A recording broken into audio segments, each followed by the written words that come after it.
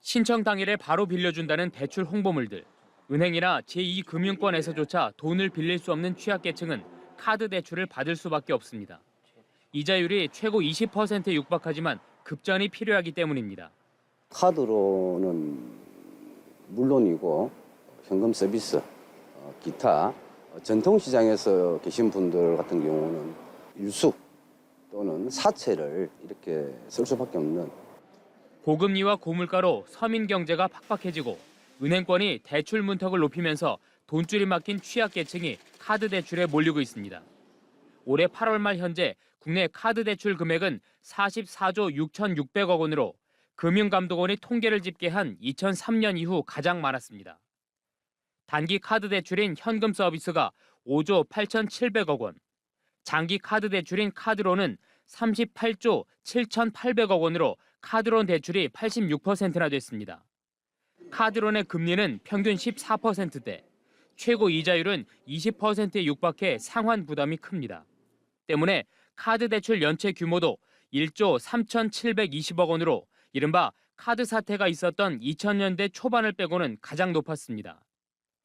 중저신용자 같은 취약계층의 상환 부담이 한계에 달하고 있고 이들은 다중 채무자일 가능성도 커 금융권 전반으로 부실이 확산될 우려도 있습니다. 금융당국은 카드 대출 연체율 추이 등에 대한 모니터링을 지속하고 카드사들이 카드 대출 자산에 대해 리스크 관리를 강화하되 서민 자금 공급자 역할을 지속 수행토록. 한편 신한과 KB국민카드 등 카드사들은 올 상반기에만 1조 5천억 원에 달하는 순이익을 낸 것으로 나타났습니다. MBC 뉴스 이상훈입니다.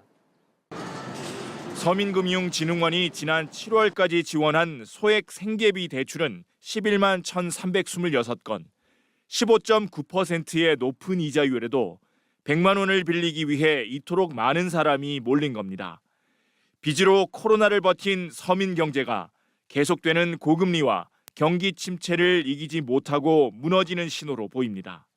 폐업하고 이제 파산 신청을 하고 또 일을 하다가 다쳐가지고 엄청 막막했죠. 월세도 3개월이 밀려가지고. 가계대출 급증세를 막기 위해 최근 들어 정부가 대출 관리에 나서면서 취약계층의 자금난은 더욱 심화되고 있습니다. 대출을 못 받아서 사채를 끌어 쓰시는 기사님들 상당히 많으시고요. 예, 지금 뭐 거의 대부분 다 그렇게 생활하신다고 보시면 됩니다. 이처럼 위기에 처한 도민들을 돕기 위해 경상남도가 긴급 생계 지원 제도를 마련했습니다. 우선 실직이나 폐업, 질병 등으로 생계 유지가 어려운 가구에 생계비와 의료비, 주거비 등을 현금으로 즉시 지원하는 희망지원금을 도입합니다.